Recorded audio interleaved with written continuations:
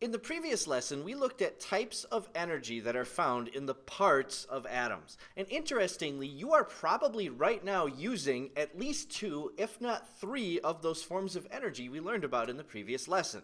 You're using electrical energy to watch and hear me right now as your computer changes the electrical energy that's flowing through the circuits to sound and light.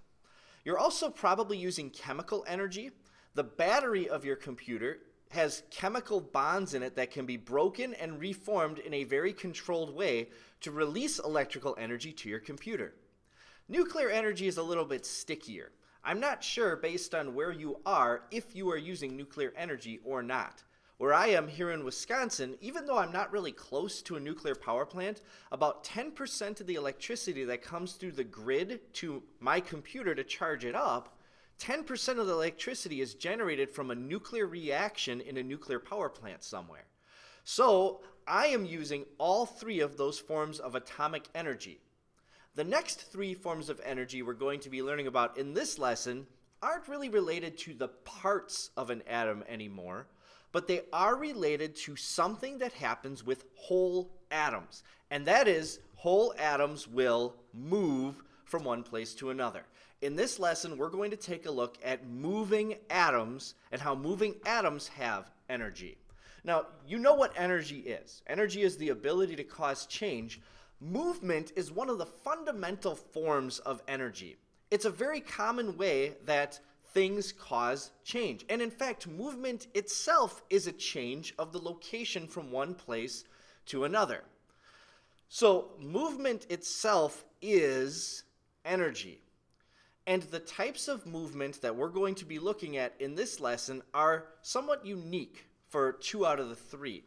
Because 2 of the types of movement, your body has been designed to sense those forms of movement, yet you can't see them with your eyes. And then the third type of energy we're going to be talking about today is energy that you sense with your eyes as you actually see something moving from one place to another. All right, so the key is, in today's lesson, we're going to be looking at atoms moving from one place to another and how those moving atoms have the ability to cause a change. The first type of moving atom energy we're going to look at involves a type of movement you can't see with your eyes, but you can sense it through your skin, and that is the movement of particles of matter. This piece of iron is made up of a whole bunch of atoms, and those atoms really don't look like they're moving when you look at the chunk of iron, but if you could see them up close, if you could see the individual atoms, you would notice that they were vibrating back and forth in a fixed place. Remember, that's what the kinetic theory of matter tells us, that all matter is moving all the time. We call that type of movement energy thermal energy, which is simply the vibration of solid particles, the sliding of liquid particles, or the moving freely of gas particles at whatever speed they're moving. And the faster they are moving, the more energy they have, and the more you'll be able to sense that thermal energy, that heat, through your skin. Now, what if I were to heat up this iron a little bit? Let's say, in fact, I heated it up a lot to the point that it was glowing red hot. What would be happening to the particles? Would they still be vibrating? Yes, but they would be vibrating much, much more quickly than before.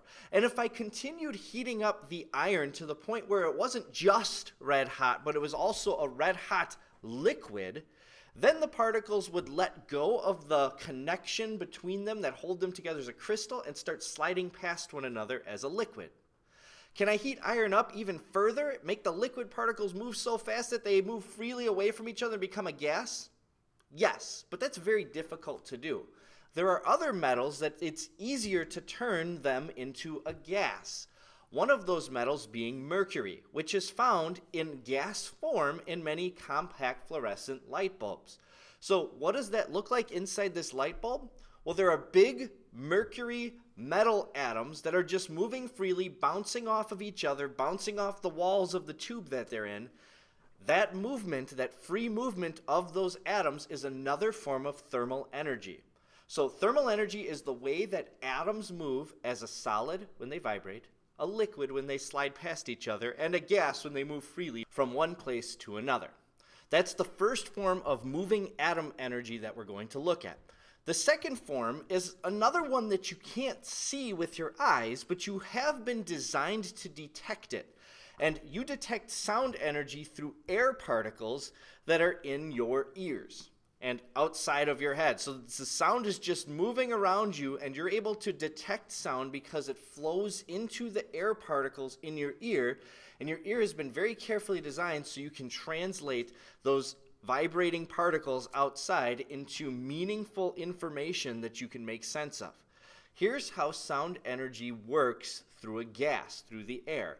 Now, notice I have all these different particles shown. These are meant to represent the air, which is made up of a whole bunch of different gases. And when sound moves through the air, what happens is a disturbance causes a wave to flow through the air. And that wave just keeps moving and moving, and it vibrates the air particles back and forth, which vibrates the air particles in your ear back and forth, which then your ear translates as sound. Sound energy is always vibrating particles of matter moving in a pretty organized way as a wave. It's a wave through matter. Sound doesn't just travel through the air. It can also travel through liquids like water and even solids like steel. It's just your ear hasn't been designed to hear sound underwater or hear sound through steel. Your ear has been designed to hear sound through air. And that's how you are able to hear people talking and noises around you and interpret them as what they are. So again, do you catch that's a type of movement energy that has absolutely nothing to do with what you see, but you can sense it because God gave you the gift of being able to hear. There's one more type of energy involving moving atoms, and this is the one I think that comes to mind most often. It's called mechanical energy. And it's the energy of an entire object with all of its atoms moving from one place to another. So that ball that just rolled across the screen is maybe made up of glass. Maybe it's a glass marble. And here I have all of these glass atoms connected together. For this to be mechanical energy, the whole thing has to move and roll from one place to another, all of the atoms together. So mechanical energy is a whole object, or maybe you want to think of it this way, a whole substance moving from one place to another. After all, when wind blows air particles, those moving air particles have mechanical energy because the whole substance, the air, is moving from one place to another. The same goes for flowing water. So now you know some forms of energy involving moving atoms. The ones that you can't see are thermal energy, which is atoms moving as solids, liquids, and gases, just vibrating, sliding, or moving freely. There's sound energy, which is disturbance waves that move through particles and vibrate them back and forth as organized waves through matter. And then there's mechanical energy, the one you can see with your eyes most of the time, where a whole object moves from one place to another.